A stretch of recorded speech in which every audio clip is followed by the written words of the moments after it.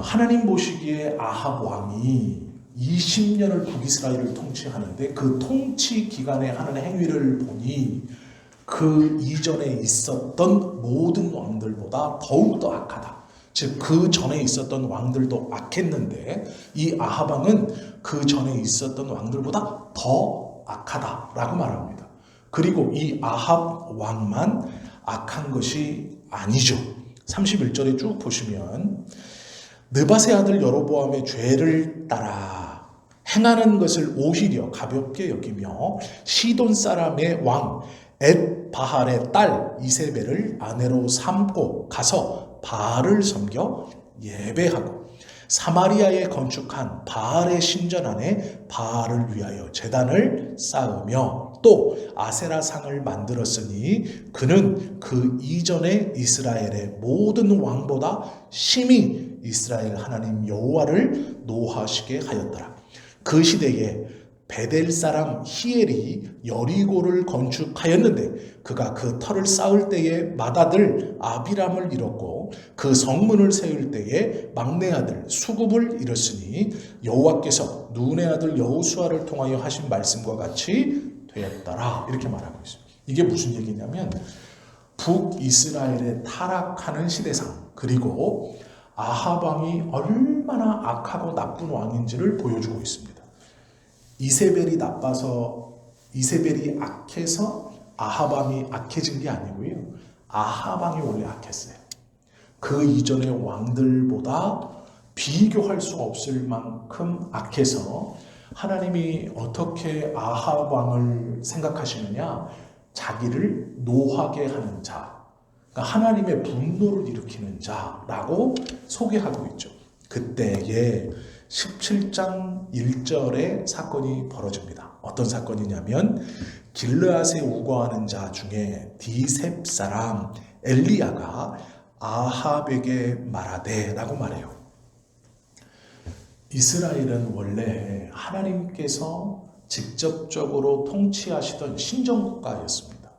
아주 오랜 시간을 하나님께서 직접적으로 온 이스라엘을 통치하시다가 이스라엘 백성들이 왕을 세워주십시오 라는 말로 사울왕이 초대왕이 되었고 그 다음 다윗이 왕이 되었고 그 다음 솔로몬이 왕이 되었습니다. 그리고 나서 나라가 두 쪽이 난 다음에도 선지자들은 남과 북을 가리지 않고 왕래하면서 양쪽 나라 모두에 하나님의 말씀을 전했습니다. 이스라엘 사람들의 입장에서 행정적으로 나라는 북이스라엘 남유다로 갈렸지만 이들의 왕래는 막을 수 없는 것이었어요. 왜 그러냐면 비록 나라는 행정적으로 처우 남유다의 왕이 아버지가 하던 것보다 더 많은 세금과 더 중한 일을 시킨다라는 것에서 분리는 했지만 그 말을 듣지 않고 행정적으로 분리가 되었지만 하나님의 사람들, 즉 선지자들은 남쪽과 북쪽을 왔다 갔다 하면서 하나님의 말씀을 가르쳤습니다. 그리고 남유다도 그랬고 북이스라엘도 마찬가지로 하나님의 말씀을 경청하고 회개하고 또 이스라엘의 큰 절기에는 북이스라엘 백성들도 남쪽으로 내려와 예루살렘 성전에 모여서 하나님을 경배하고 예배했습니다. 아합 왕이 악했다라는 것은 바알과 아세라를 섬기는 산당을 지었고 여기서 정식적인 예배를 드렸습니다. 이게 문제가 뭐냐면 이스라엘의 새 절기에 이스라엘 백성들을 남유다에 있는 예루살렘으로 보내지 않고 아합이 자신의 북이스라엘에서 자신들이 예배를 드렸다는 얘기예요. 이 종교적인 것도 이제 끊어버렸다라는 얘기입니다. 그때 엘리야가 하나님의 말씀을 듣습니다. 듣는 말이 뭐냐? 내가 섬기는 이스라엘의 하나님이라고 말해요. 내가 섬기는 이스라엘의 하나님. 원래 이스라엘은 하나님의 통치를 받았던 하나님께서 직접적으로 통치하셨던 땅입니다. 그런데 그 이스라엘의 왕을 앞에 두고 하는 말이 내가 섬기는 이스라엘의 하나님, 이 말은 당신은 하나님을 섬기지 않습니다 라는 말이에요. 이 말은 내가 섬기는 이스라엘의 하나님이란 말은 당신은 이 땅의 주인인 하나님께 버림받았습니다. 이런 의미예요. 그래서 왕이 분노하는 거예요. 왕이 왜 엘리야를 잡아 죽이려고 하냐면 엘리야가 남쪽과 북쪽을 왔다 갔다 하면서 하나님의 말씀을 전하는 것, 그거 별로 뭐 신경 쓰이는 일이 아니에요. 왜냐하면 자기는 왕이 돼서 20년을 통치하면서 우상을 숭배할 수 있는 성전도 지었고 그곳에서 예배를 드리면서 남쪽으로 내려가는 이스라엘 백성들을 효과적으로 통치하고 있었어요. 통제하고 있었습니다. 그리고 남유다와는 다른 정치 체계를 구축하고 이곳에서 잘 먹고 잘 살았어요. 자기가 20년의 왕으로 20년을 지내면서 큰 위협 없이 하고 싶은 대로 하며 살았습니다. 그리고 남쪽 유다, 남유다와의 완전한 독립을 위해서 종교적 독립도 꾀하기 위해서 원래 가나안 땅에 있었던 바알과 아세라 신을 섬기는 일에 주목했습니다. 이때 당시에 신 개념이 이스라엘 백성들이 생각하는 신은 두 종류의 신들이 있었습니다. 하나는 토지 신이에요. 땅에 묶여있는 신. 이게 무엇이냐면 가나안 땅의 원래 신은 바알입니다. 가나안의 원래 신은 이 땅에 묶여있는 신이에요. 이 땅을 통치하는 신이 바알이에요. 그리고 또 한 가지는 이 시대의 사람들의 신개념은 땅에 묶여있거나 직업에 묶여있거나 민족에 묶여있는 신이에요. 그런데 지금 아합은 이 여호와를 어떻게 생각하고 밀어내고 있는 거냐면 토지에 묶여있는 신이라고 생각한 거예요. 땅. 그래서 원래 이 가나안 땅의 주인이었던 바알 신, 이 신을 우리가 잘 믿으면 요 원래 바알의 땅이었던 요 가나안 땅에서 우리가 잘 먹고 잘 살 수 있다. 이렇게 생각한 거죠. 그리고 백성들한테 그것을 가르친 거예요. 예배에 산당을 세웠다라는 것은 원래 요 바알, 우리 민족의 신은 여호와가 맞아. 그런데 그 민족의 신은 목축의 신이에요. 그래서 양치는 민족, 이 직업, 목축의 신이에요. 그래서 우리 이스라엘은 원래 목축의 신의 인도를 따라서 가나안 땅에 들어왔어요. 가나안 땅에 들어와서 남유다는 여전히 목축을 중심으로 하고 있었고 북이스라엘은 갈릴리 호수와 그 비옥한 땅을 통해 목축보다는 농사를 짓고 있었습니다. 그래서 북쪽에서는 땅의 신이고 원래 이 가나안 땅의 원래 주인이라고 말하는 바알, 그리고 이 바알은 생산의 신이면서 아세라와 함께 있을 때 땅과 비를 내리면서 또는 햇빛과 비를 관장하면서 많은 소출을 얻게 해주는 신입니다. 그래서 목축이 아닌 농사에 더 특화되어 있던 북쪽 사람들은, 생산활동을 하는 이 북쪽 사람들은 바알신과 아세라신을 잘 섬기면 우리가 이 땅에서 잘 먹고 잘 살 수 있고, 이 땅에서 농사를 짓고 물고기를 잡고 무엇인가 만들어내며 생산하는 우리들은 남쪽 사람들이 하는 것처럼 양을 키우고 포도밭을 일구어서 사는 게 아니고, 우리는 이 땅의 원래 주인 바알을 잘 섬기면 이 땅의 주인 바알의 축복을 받아 우리가 잘 먹고 잘 살고, 우리는 더 이상 목축을 하지 않기 때문에 목축의 신인 여호와는 우리에게 큰 힘을 베풀지 못한다. 우리가 그를 존중하고 고마워하긴 하지만 지금 시대가 바뀌어 우리는 요 가나안 땅에 정착했기 때문에 우리가 하는 직업, 그리고 이 땅의 원래 주인인 바알, 이 바알뿐 아니라 바알의 아내인 아세라, 이들을 잘 섬기면 복을 받을 수 있고 이 땅에서 잘 먹고 잘 살 수 있다, 이거예요. 그리고 고대의 신개념에 있었던 사람들은 그것이 맞지라고 생각한 거예요. 우리의 민족의 신은 여호와이지만 지금 우리가 살고 있는 이 땅은 여호와가 주셨다고 하지만 원래 이 땅의 주인은 바알이었고, 이 바알은 농경의 신이고 생산의 신입니다. 출생의 신이에요. 그래서 우리가 이 땅에서 잘 먹고 잘 살려면 여호와는 존중하는 신이고 우리의 출발이기 때문에, 그러나 이 땅에 살면서는 바알과 아세라를 잘 섬기면 된다. 이게 아합의 가르침입니다. 하나님은 이것을 악하다라고 말하시는 거예요. 우리의 생각에는 그 놀라운 일들을 행하신 여호와를 왜 이렇게 이스라엘 사람들이 하루아침에 배반하고 변질되고 어떻게 우상인 바알을 섬길 수 있을까라고 생각하지만 그것은 이 고대 사회의 신개념을 이해하지 못하기 때문입니다.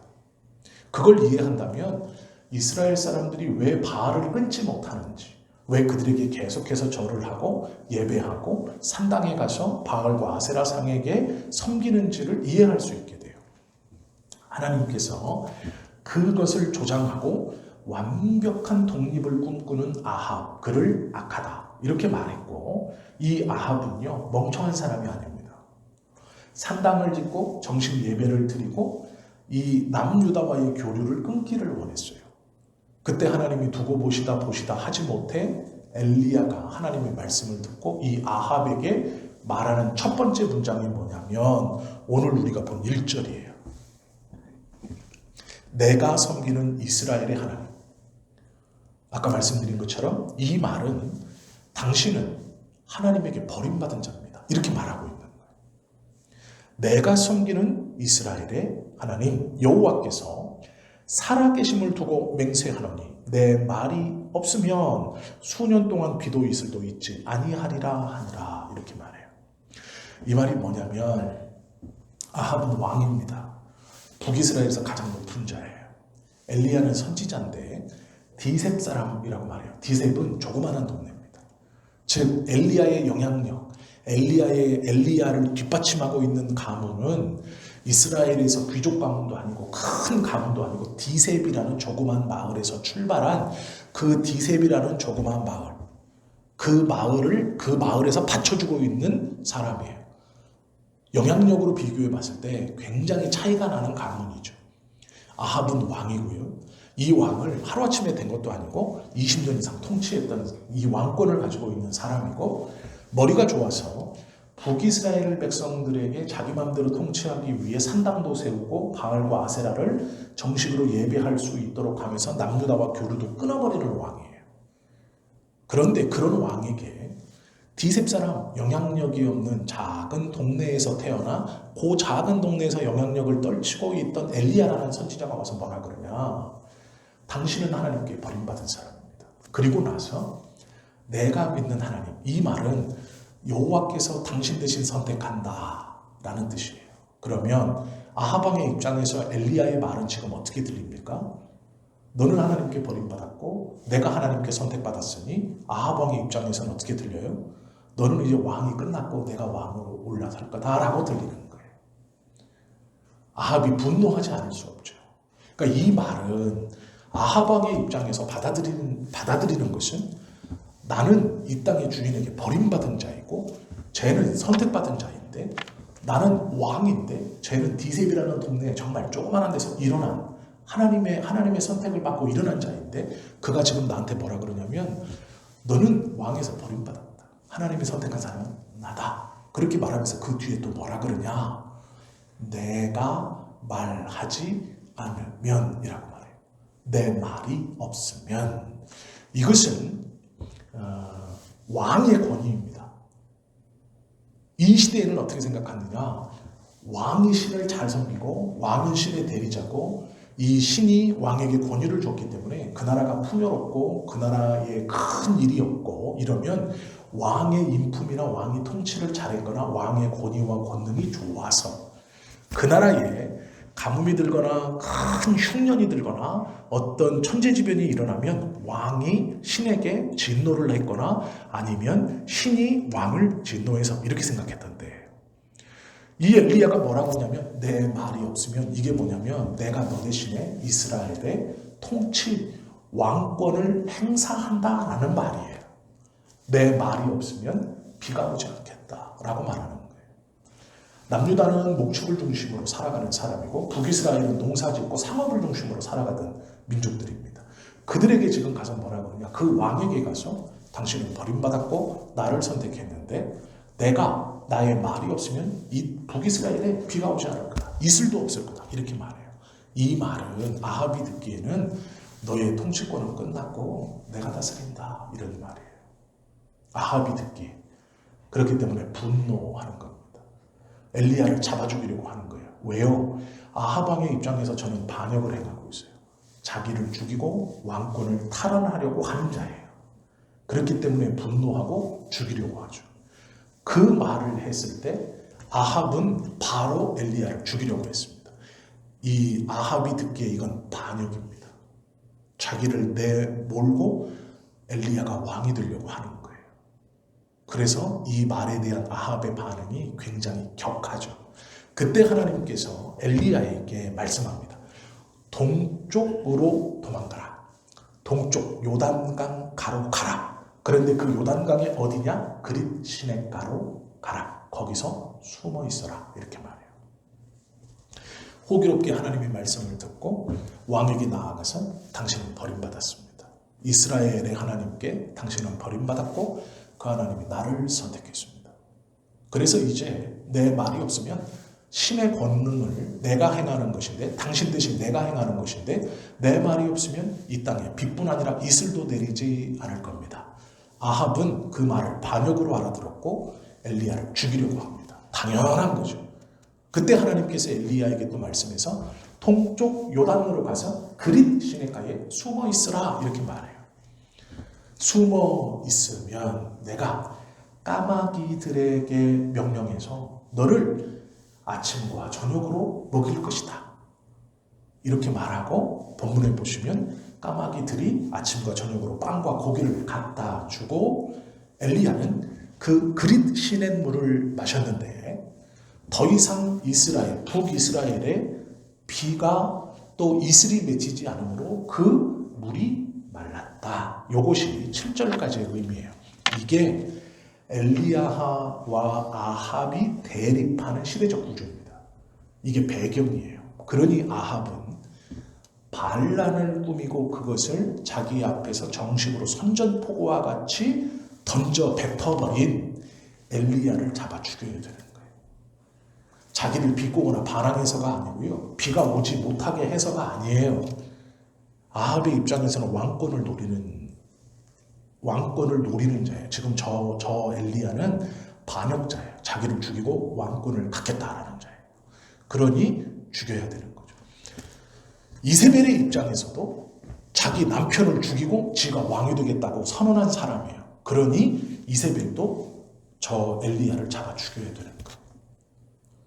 나중에 본문을 가만히 읽어보면 엘리야가요 나타나서 말을 해요. 뭐라고 얘기하냐면 나는 왕권을 가질 생각이 없습니다. 이렇게 얘기를 해요. 그 오해를 풀어요. 그래서 아합이 그런 거였어? 내가 오해한 거였어?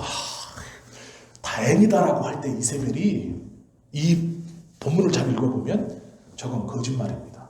우리 아합 왕이 넘어갔구나. 그러나 저자는 죽여야 된다. 저걸 이룰 자다. 이렇게 해서 이세벨을 죽이려고 해요. 계속 이 열왕기상의 내용을 가만히 읽어보면 스토리의 흐름이 그렇습니다. 그런데 오늘은 아합이 듣기에 이 엘리야의 말은 반란이에요. 반역입니다. 그러기에 죽이려고 해요. 그 상황에서 하나님께서 엘리야에게 명령하셔서 그릿 시냇가에 숨어있는 그 사건이에요. 이것이 배경입니다. 이 배경을 이해하고 오늘 본문을 좀 함께 보려고 하는 거예요. 엘리야는 그릿 시냇가에 갔습니다. 그래서 그 그릿 시냇가에서 까마귀들이 갖다 주는 빵과 고기를 아침 저녁으로 먹고 있어요. 그리고 시냇물로 배를 채우고 있습니다. 이것이 중요해요. 왜 그러느냐? 엘리야는 선지자입니다. 디셉이라는 동네는 작은 동네예요. 작은 동네에서 일어난 선지자가 이스라엘 전역을 통치하는 왕 앞에 갔어요. 그것은 아합 왕과 엘리야가 단둘이 독대하는 자리가 아닙니다. 왕 앞에 나아간다는 것은 모든 신하들이 같이 있다는 얘기예요. 즉 왕과 함께 이스라엘, 북이스라엘을 대표하는 귀족들과 신하들이 그곳에 다 있다는 얘기예요. 엘리야가 갑니다. 그리고 나서 거기서 호기롭게 이야기해요. 뭐라고 이야기합니까? 당신은 버림받았고 하나님이 나를 선택했고 하나님이 나를 선택했다는 증거를 보여주겠습니다. 이제 내 말이 없으면 이스라엘에 비나 이슬이 내리지 않을 겁니다. 라고 호기롭게 이야기해요. 당당하게 이야기하죠. 그런데 하나님이요, 하나님의 명령으로 왕궁에 가서 아합에게 이렇게 당당하게 얘기했던 엘리야에게 뭐라 그러냐면 도망가 숨어라 이렇게 말해요. 자기가 왕 앞에 가서 많은 사람들에게 당당하게 얘기했던 하나님이 나를 선택했고 내 말이라고 말하면서 하나님께서 이스라엘에게 행하시는 일을 당당하게 말했던 이 엘리야가 그릿 시냇가에 숨어서 부정한 짐승 중 하나인 까마귀가 물어다 주는 떡과 고기 그리고 바닥을 흐르는 그 물을 떠서 마시면서 며칠을 지낸다는 거죠.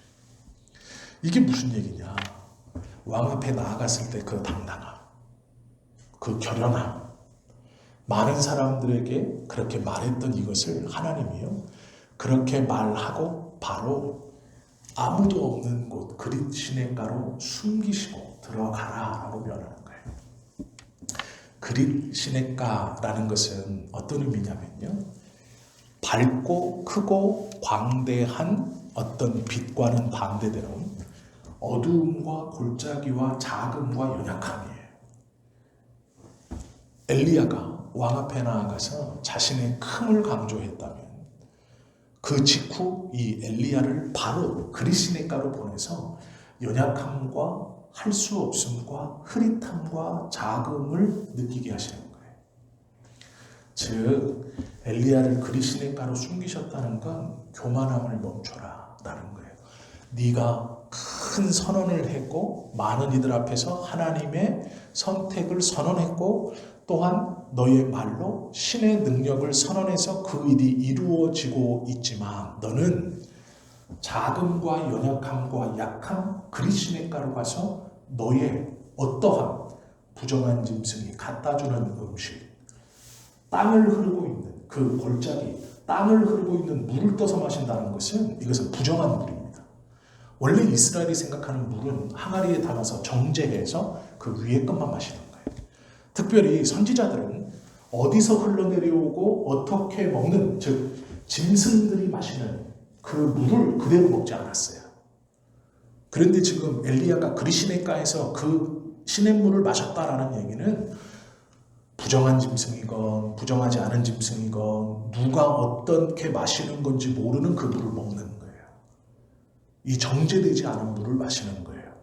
부정한 짐승이 갖다주는 음식, 그리고 그 음식이 어디서 오는지 모르는 정결하지 못한 빵, 어떻게 구별되어져 있지 모르는 정결하지 못한 고기, 정체를 알 수 없는 누가 마시고 어떤 동물이 입을 대는지 모르는 그 시냇물, 그 그릿이라는 이 단어 자체가 약함과 연약함과 어두움과 작음을 뜻해요.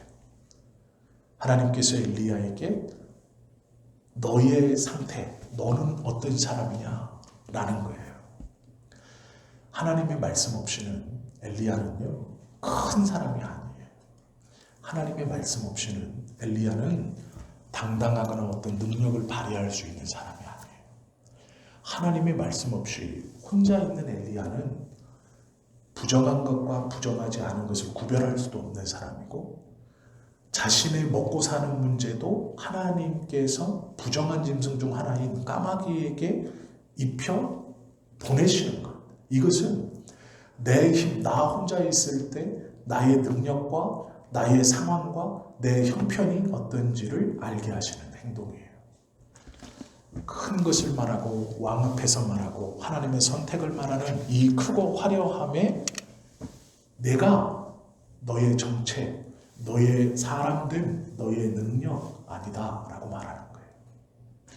내 말 없이 너에게서 내 말을 빼면, 내가 너에게 준 그 말을 너에게서 빼면 너는 아무것도 아니라는 거예요.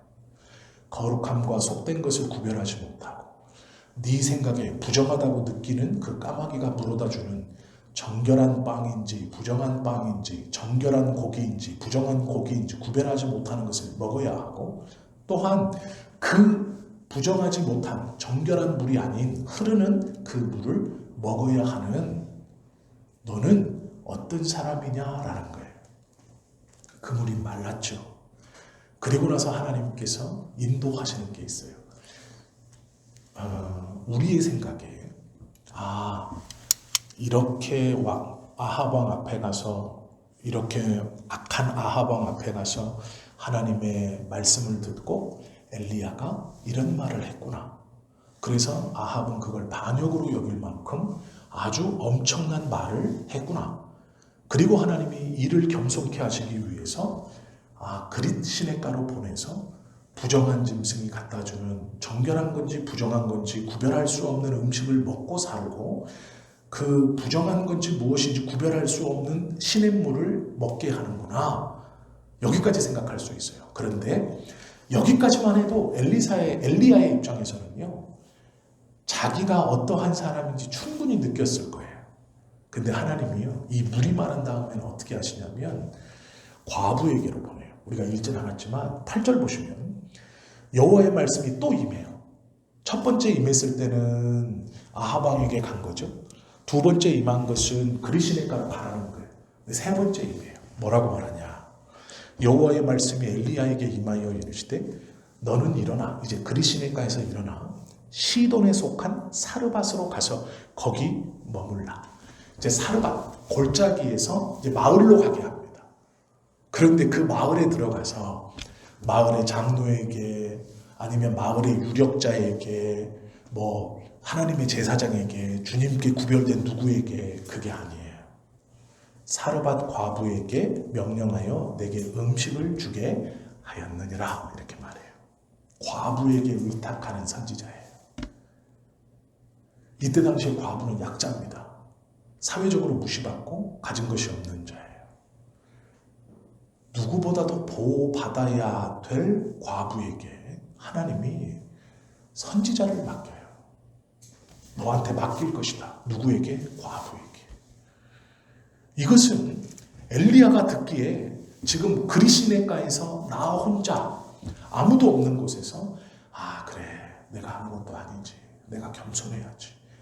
그래, 나는 혼자서는 아무것도 없는 자지. 그런데 하나님이요, 과부에게 가서 너를 먹이게 하리라 라는 말은 엘리야의 입장에서는요, 낮아짐에서 완전히 더 밑으로 내려 꽂는 꼴인 겁니다. 과부에게 가서 내게 음식을 주게 하리라. 그런데 놀라운 것은 엘리야는 10절에 보면 그가 일어나 사르밧으로 가서 성문에 이를 때에 한 과부가 그곳에서 나뭇가지를 줍는지라. 이에 불러 이르되 청하건대 그릇에 물을 조금 가져다가 내가 마시게 하라. 하나님 말씀대로 갑니다. 성문에 이르렀더니 사르밧 성문에 딱 들어갔더니 한 과부가 성문 앞에서 나뭇가지를 줍고 있어요. 이것도 놀라운 일이에요. 세상에 성문 앞에 나뭇가지가 어디 있어요? 이때 당시의 성문은 군사들이 다 지키고 있고 엘리야는 지금 전국적으로 휴대령이 내린 사람이에요. 그런데 성문 앞에 갔더니 과부 하나가 나뭇가지를 줍고 있어요. 성문은 나뭇가지가 있을 곳이 아니죠. 그리고 그것이 바닥에 버려져 있을 곳이 아니에요. 그런데 참 희한하게도 과부가 나뭇가지를 줍고 있어요. 그런데 거기서 또 엘리야가 뭐라 그러냐면 그릇을 가져다가 물을 떠서 나에게 줘라. 성문 앞에 우물은 없습니다. 우물은 매우 중요한 거예요. 그래서 성문과 거리가 멀어요. 적군들이 쳐들어왔거나 도시가 고립되면 제일 먼저 사수해야 되는 것이 우물입니다. 그런데 그 우물이 성문 옆에 있을 리가 없어요. 고대 사회는 그렇게 우물을 성문 옆에 두지 않아요. 굉장히 중요한 곳에 둡니다. 모든 사람들이 이 첫 번째 전쟁이 나면 사수해야 될 게 우물이에요. 이게 생명줄입니다. 그런데 성문 앞에 서서 보니 있으면 안 되는 여자가 거기서 나뭇가지를 줍고 있어요. 이 의도를 잘 생각하셔야 돼요. 성문은 사람들이 왔다 갔다 하는 곳이거든요. 거기서 과부가 나뭇가지를 줍고 있어요. 없는 나뭇가지를, 평소에는 있지도 않은 나뭇가지를 줍고 있는 거예요. 과부가. 그리고 나서 엘리야가 물 떠다 오라고 하니 11절 그가 가질러 갈 때에 가질러 가려고 하는데 엘리야가 불러요. 그러니까 물을 떠오라는 것이 정말로 물을 떠올 의도가 아니었던 거예요. 뭔가 의도가 있어서 나에게 물을 줘라. 그래 물을 뜨러 갔더니 엘리야가 불러요. 가던 여자를 불러 세웁니다. 엘리야가 그를 불러 이르되 청하건대 내 손에 떡 한 조각을 내게로 가져오라. 12절 그가 이르되 당신의 하나님 여호와께서 살아계심을 두고 맹세하노니 나는 떡이 없고 다만 통에 가루 한 움큼과 병에 기름 조금뿐이라. 내가 나뭇가지 둘을 주어다가 나와 내 아들을 위하여 음식을 만들어 먹고 그 후에 죽으리라. 이 말이 무슨 얘기냐면 이런 의미입니다. 이 과부가 지금 성문 앞에서 나뭇가지를 주고 있다는 얘기는 무엇이냐면 지나다니는 사람들 나 보세요. 나 도와줘야 됩니다. 내가 여기서 나뭇가지를 주고 있어요. 왜요? 나뭇가지 2개 주어다가 지금 이 가뭄의 시기에 비도 안 오고 이 흉년의 시기에 가루 한 움큼 기름에 조금 남아서 나뭇가지 2개 주어다가 내 아들을 위해서 음식을 만들고 둘이 먹고 죽으려고 그러는 거예요. 그걸 지금 어디서 하고 있어요? 사람들이 많이 다니는 성문에서 하고 있어요. 이 말은 나 보고 도와줘라라는 얘기예요. 나 보고 도와라 라는 얘기예요. 이 과부가 의도가 있는 일을 하고 있는 겁니다. 지금 나뭇가지 2개는 그냥 주시면 되는 거죠. 이해가 되세요? 이 과부의 입장에서 성문에서는 누군가 자기를 도와주고 자기의 사정을 묻고 자기가 사정을 얘기했을 때 딱하다 내가 도와줄게 그때까지 죽는 겁니다. 상황이. 그런데 엘리야가 등장해서 물 떠오라 하니 물을 뜨러 가는 거예요. 이 얘기는 자기에게 말을 걸어준 자가 엘리야인 거예요. 의도에 따라. 그리고 갔다 와서 자기의 형편도 얘기하고 해야 돼요. 그런데 가는 과부를 불러 세워서 내 손에 떡 한 덩이를 갖고 와라 이렇게 말해요. 그러자 이 과부가 나뭇가지 2개 주어서 음식 만들어 먹고 죽으려고 지금 하는 중입니다. 13절 엘리야가 그에게 이르되 두려워하지 말고 가서 내 말대로 하려니와 먼저 그것으로 나를 위하여 작은 떡 1개를 만들어 내게로 가져오고 그 후에 너와 내 아들을 위하여 만들라. 이스라엘의 하나님 여호와의 말씀이 나 여호와가 비를 지면에 내리는 날까지 그 통에 가루가 떨어지지 아니하고 그 병에 기름이 없어지지 아니하리라 하였느니라.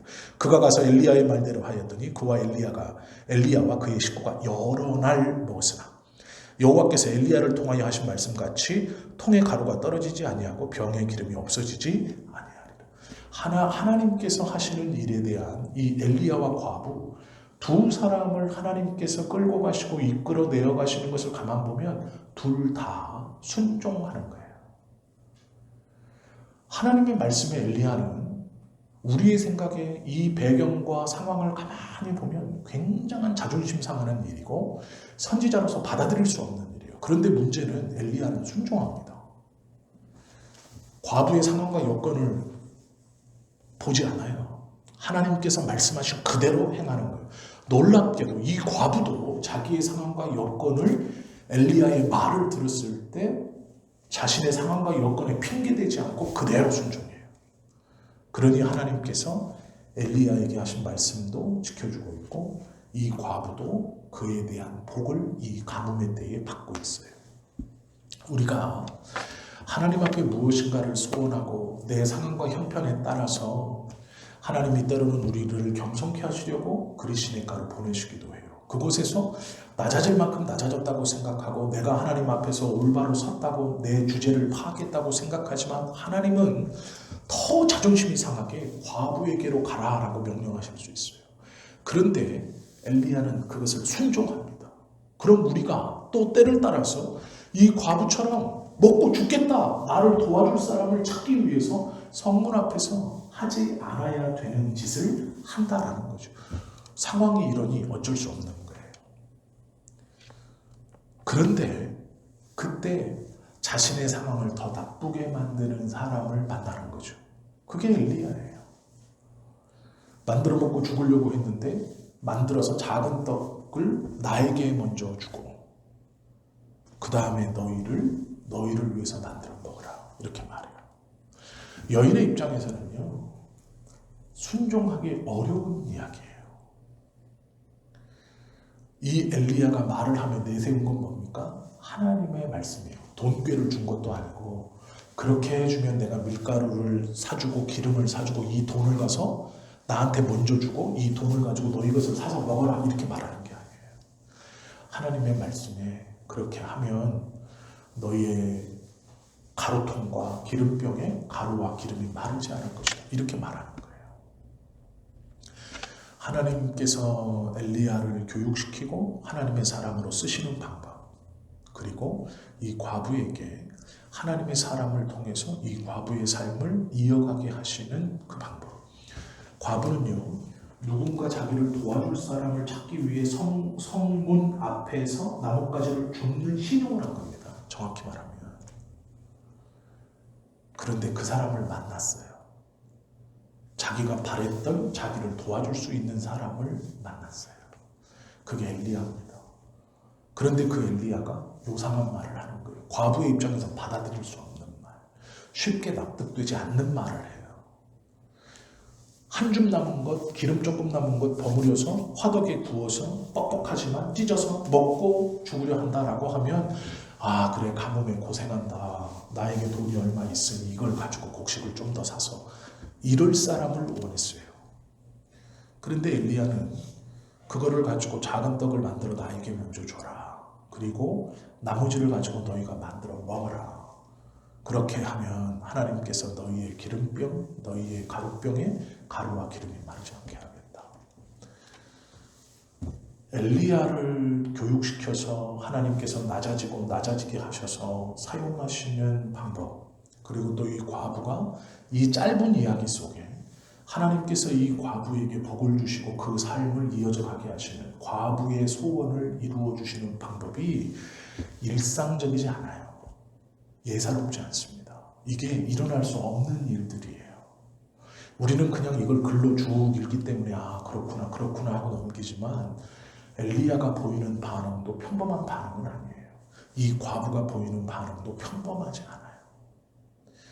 하나님께서 이 시기에 하나님의 은혜 가운데 살게 하시고 하나님이 그 과부의 소원 엘리야를 사용하시는 이 이야기들을 가만히 들어보면 우리가 삶에서 하나님의 은혜를 경험하고 붙들고 살아감에 있어 내가 먼저 해야 되는 거예요.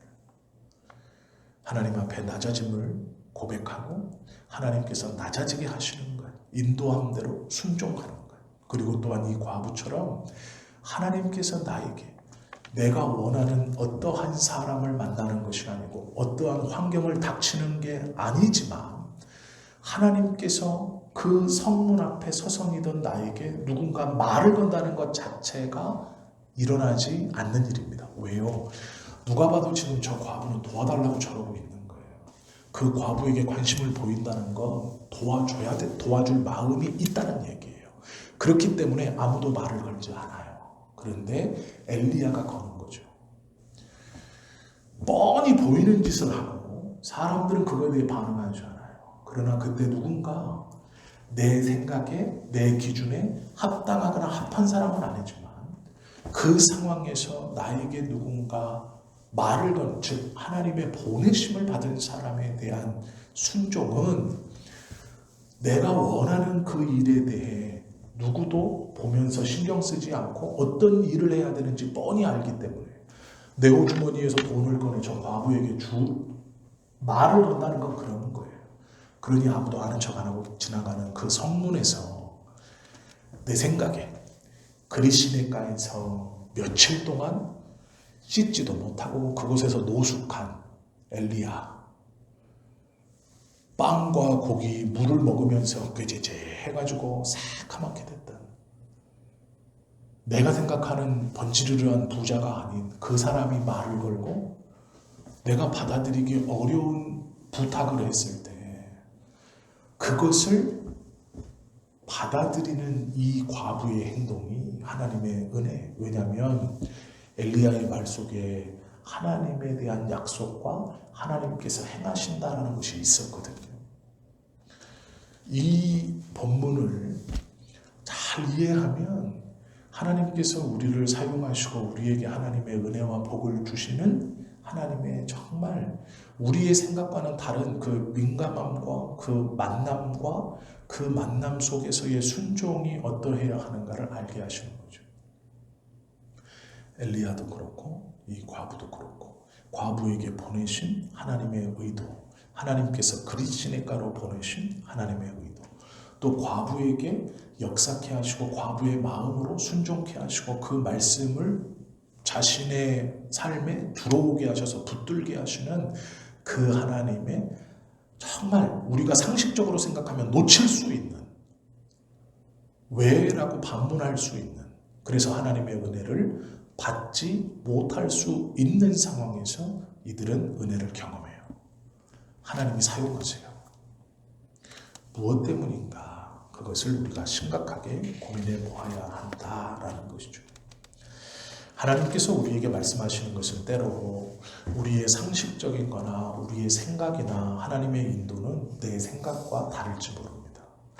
나는 성에서 유력한 자, 그래도 가진 것이 있는 자, 평소에 많은 사람을 돕는 자, 그가 나에게 나의 형편과 상황을 보아주고 말을 걸어주고 나와 함께 어떤 것을 해주기를 바랄 수도 있지만 하나님은요, 전혀 그렇지 않은 사람, 낯선 사람, 그리고 그 사람이 나에게 요구하는 것이 정말 터무니없는, 말도 안 되는 것을 요구하는, 그러나 정말 중요하고 민감하게 봐야 할 것은요, 엘리야가 하나님의 이름을 붙들고 얘기한다는 것, 그리고 성 앞에서 자기가 지금 나뭇가지 2개를 줍는 자신의 의도, 먹고 죽으려고 하니 나를 도와라, 나에게 말을 걸어라, 내 상황과 형편을 물어라, 그래야 나를 도와준다는 뜻이잖아요.